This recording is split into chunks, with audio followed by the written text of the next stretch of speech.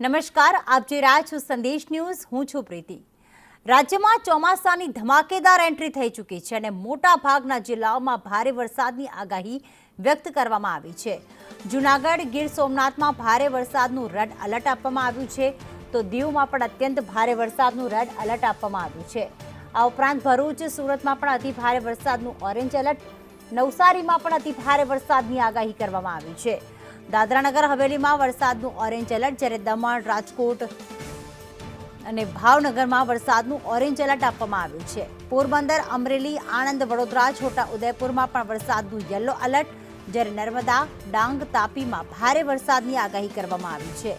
દ્વારકા અને જામનગરમાં પણ ભારે વરસાદનું યલો એલર્ટ આપવામાં આવ્યું.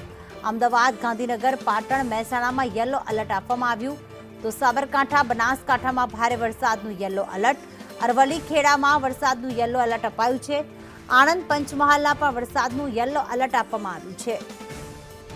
અપર એર સાયક્લોનિક સર્ક્યુલેશન સક્રિય થતા ઓરેન્જ એલર્ટ, રેડ એલર્ટ અને યલો એલર્ટ આપવામાં આવ્યું છે, એટલે કે સાર્વત્રિક વરસાદની આગાહી કરવામાં આવી છે.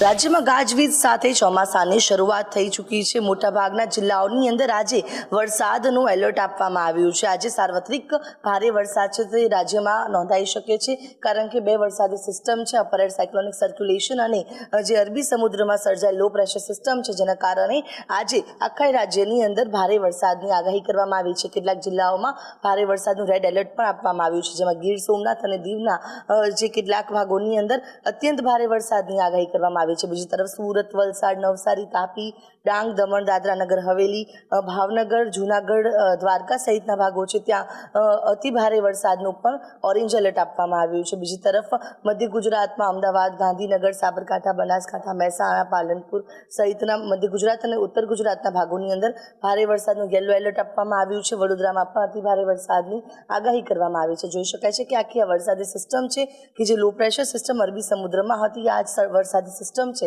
કે જે અત્યારે હાલ ગુજરાતમાં સક્રિય થઈ છે. ગુજરાતમાં જે ચોમાસાની શરૂઆત છે કે જે સૌરાષ્ટ્ર અને મધ્ય ગુજરાતથી થઈ છે, જેને લઈને અત્યારે અતિ ભારે વરસાદની આગાહી પણ ત્યાં કરવામાં આવી છે. ત્યારે આજના દિવસે રાજ્યની અંદર સાર્વત્રિક જે ભારે વરસાદ છે તે નોંધાઈ શકે છે, જેમાં દક્ષિણ ગુજરાત અને દક્ષિણ સૌરાષ્ટ્રની અંદર સૌથી વધુ વરસાદ પડી શકે છે અને મધ્ય ગુજરાતમાં પણ ભારે વરસાદની આગાહી કરવામાં આવી છે. અમદાવાદમાં પણ ગાજવીજ સાથે જે ભારે વરસાદની સંભાવનાઓ છે તે હવામાન વિભાગ દ્વારા વ્યક્ત કરવામાં આવી છે. કેમેરા પર્સન ચેતન પરમાર સાથે આયુષી યાજ્ઞિક, સંદેશ ન્યૂઝ, અમદાવાદ.